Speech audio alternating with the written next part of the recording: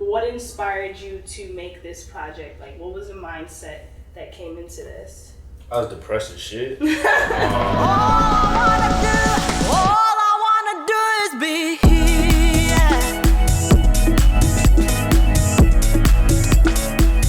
Hey, what's good, y'all? My name is Sage, and I'm here with Muse. We're gonna be interviewing this guy here, Yums. Vibes. YumsThatMan in the building, what it is. So originally I was born in Queens, feel me? Raised in Brooklyn, repping New York. Puerto Rican, you know what I'm saying? It's my nationality and whatnot. Yeah, and I'm just here doing hip hop music, you feel me? Trying to put on for my city. Awesome. That's good to hear. So how did you get your start in music? Around when I was like in high school, I want to say I was like 17 years old.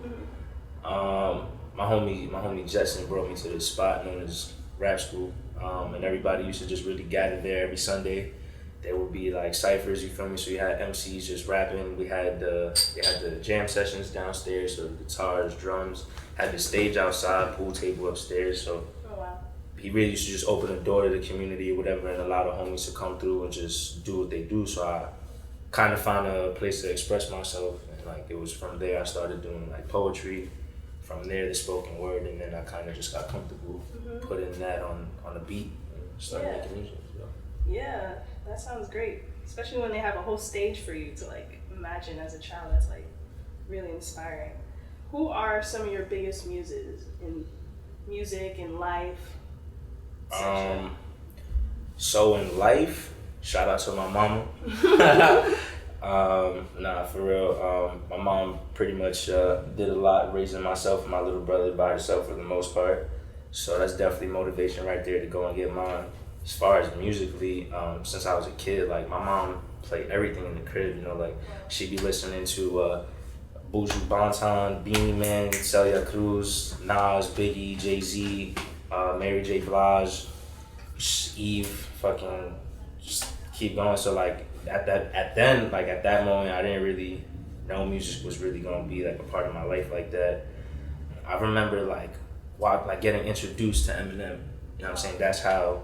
So I remember watching his videos and stuff like that, and just being like, wow, like this dude's crazy. Like I didn't even really know like that's something I wanted to do then.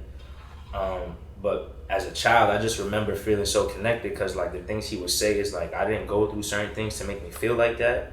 But for some reason, I was still able to relate to that, and like so that just resonated with me. And I think then is when I started like actually getting drawn into music and started going out my way to listen to like Lil Wayne or Joel Santana or who else? Someone I used to listen to as a kid. Jay-Z, Jadakiss, just certain things like just kind of I guess I want to say like hood rap kind of, you know what I'm saying? Like I didn't really know too much about like actual music, you know what I'm saying? So I'm talking about like as I got older, started listening to random stuff like the Beatles or Phil Collins or like just stuff that's out my lane that I would never even think about listening to. So that's like to pack that up and that. Do you remember when you wrote your first verse? Yeah, when I wrote my first verse, I actually so there's a school by my house. And I remember they were like renovating the school, so they was like throwing a bunch of school desks out. And my grandfather went by and he actually like picked up a school desk, dropped it off in my house. So I always had this like, you remember the ones like in class, like you sit down and had the whole arm and then stretched down to the desk. Not the folding ones, but just like it's the one that was just like sturdy, stood like that. Right. So I had that in the middle of my room, and like I believe I was like 17, turning 18. It was called No Mic Instrumental, if I'm not mistaken. It was a random beat I found on YouTube, and I was just like, all right, I'm gonna try this. And I was whack. I was really bad at it, if you ask me. But that was my first rhyme. I still remember pulling out the pad and just writing on that school desk or whatever. Wow. So even at that point, did you know, okay, this is what I want to continue to do, or was it like school time, playtime?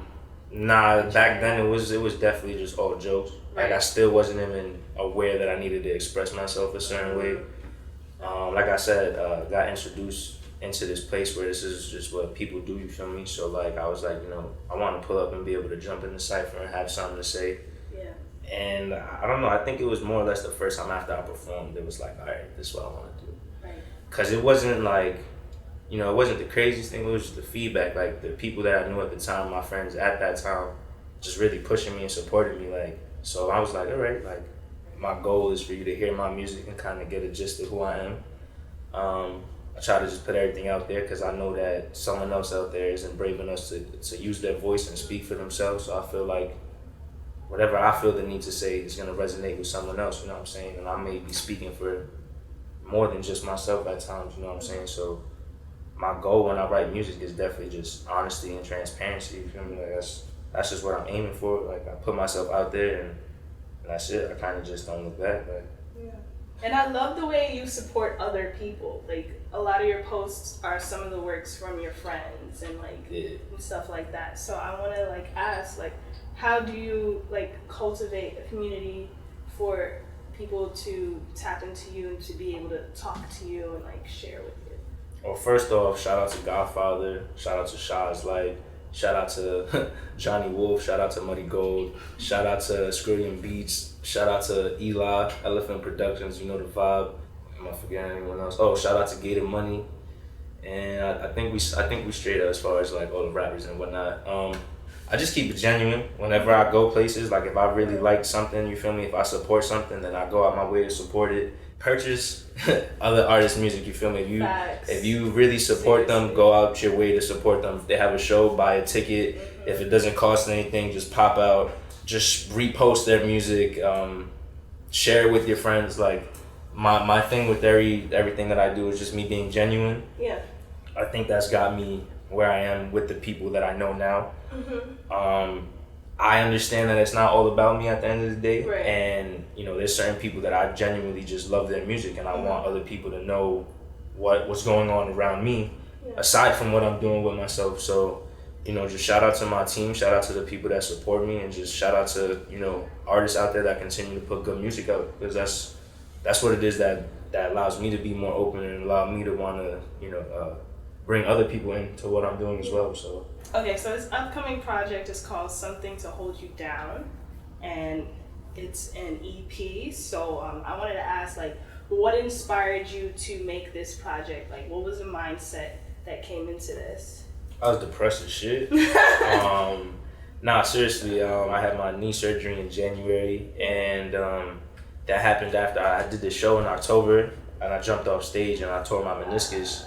And like I just felt like maybe I was just moving too fast or whatever. So when I caught myself like after like post surgery and just laid up in the crib, like days were going by, months were going by, you know what I'm saying? And I'm like, all right, so now I'm healing. So like I just had a pad of verses, and I'm sitting in my house with my boy Eli. Shout out to Eli again, because if it wasn't for him, I probably wouldn't have been pushed to record the tape. So it was just in my crib, and I showed him the verses or whatever. And he's like, yo, you gotta record that. So like literally like immediately once everything was like put together, and I put the verses with the beats that we currently have now, and I just laid down the whole tape. And originally when I first recorded, I only had 4 songs. Yeah. But so I only have 1 feature on my tape. Right. I'm not gonna expose the feature. Yeah, I'm not gonna expose the feature now. I'll let them find out for themselves. Yeah. So that came about after, and what's crazy is with that last song, I had a whole another project idea. Like I wanted to start doing like some type of like freestyle ciphers, right. And things kind of backfired. And like the song that was created out of that, I was like, I really like this. So I think it's gonna be the last one. Okay. So I started realizing like throughout the tape, I'm like, all right, kind of in my bag, I let my feelings out. So we have the last 2 songs on the tape where you could kind of see the progression, and the tape itself is basically for people to see where I was at these last few months and how I've been feeling, but how I am now, how I feel, and where I'm going, you know what I'm saying? But like, what inspires you to rap? Because you could be doing anything. So, well, at first, I guess I could just say it was my friends that inspired me to rap. It's funny, this has kind of been a topic of the conversation. A lot of people that I started this with just aren't around me no more. Yeah. So sometimes I may go through things where I don't feel as motivated as I should, because the same people that I started this with just aren't around anymore.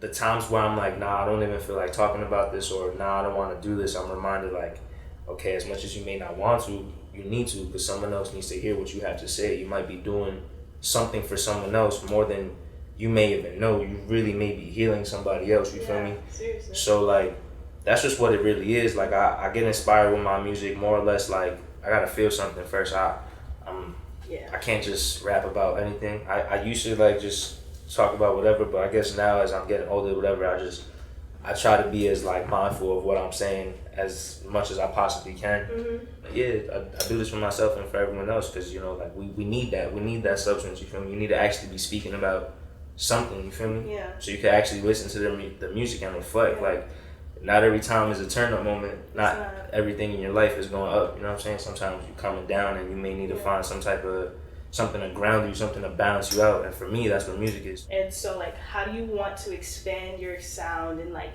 keep that same consciousness with you, but like grow? So for me, it's like I was just saying, I can't really like I can't press a button and just make myself just like go. I can't just keep throwing out tracks. So for that's been like my like that's always been my thing. But now it's like I make music with the homies too. So whenever I'm making music with them, I kind of make more fun music, more uppity music. So it's like I stopped boxing myself in as an artist. Yeah. And just been experimenting with my sound and seeing what I could do more with my vocals, what I could do just other than always being the one to write. I may be the one to rap, I may be the one to write a hook for somebody else or do something like that. So as far as growing with my music, it's just being able to provide more, bring more to the table artistically, you know what I'm saying? It's not always about being able to rap a verse. Yeah. I could write something and have you rap a verse, you feel me? It's like anyone can do it. We're in a day and age where anybody can go walk into a studio and just do that shit. Yeah. But my thing is just not... It's giving back. Yeah, you know what I'm saying? Yeah. So for right now, it's like, now once I get that out there and I put, you know, I just get that out of my system, what I've done with the homies, and I'm able to focus on what I'm doing by myself individually again. Yeah. Then that whole entire mind frame that, like, as you're saying, that boom bap, that hip hop, that sound that I have, that's internally, like, just there, I can't do nothing about that. That'll come out by itself, you know what I'm saying? Like I said, once everything's processed and I'm ready to just let it out. So that's how I plan to grow my music. As I live my life and I grow as a human being, I'll be able to talk about more and I'll be able to expand on other things as an artist. So how do you plan on impacting the landscape of music today? Music today is very broad. There's so many different types of genres now. Subgenres has become a thing. Yeah. I don't think there's any particular way for you to plan about going about impacting the way music is now, because it's like I don't plan on doing too much. I don't have this grand scheme, because again, at the end of the day, I just do this music because it's something I love to do. It's something that I feel that I need to do. So regardless of whether I have a whole impact on what you want to consider the masses, we all know that if I wanted to really get in tap and in tune with a larger scale of people, I could change the whole sound. I could do the trap thing. I could dumb it down. And I know this is something I could do, but I don't do that. So I just keep putting in the work on the side, you feel me? Continue to actually create music with substance, some good music. And when the time comes and when I put that out, like I said, it's gonna dwell on certain people. And it's just gonna be something that's natural. I don't feel like it's something I'm gonna have to try too hard on. I know there's a lot of work to put in, but what's real is real, you know what I'm saying? You can't stop that. You can't knock that, you know what I'm saying? So regardless if you're not listening to what I'm saying, you're gonna hear me. Even if it's just background noise, you understand what I'm saying? You're gonna hear me and I'm gonna be there. So like that's just what it is. That's a wrap, to be honest. Yes. Yo man, it's YumsThatMan in the building. Shout out to Muse, shout out to Sage for the interview. Appreciate y'all having me here. New York City, you know what it is, and we're out of here.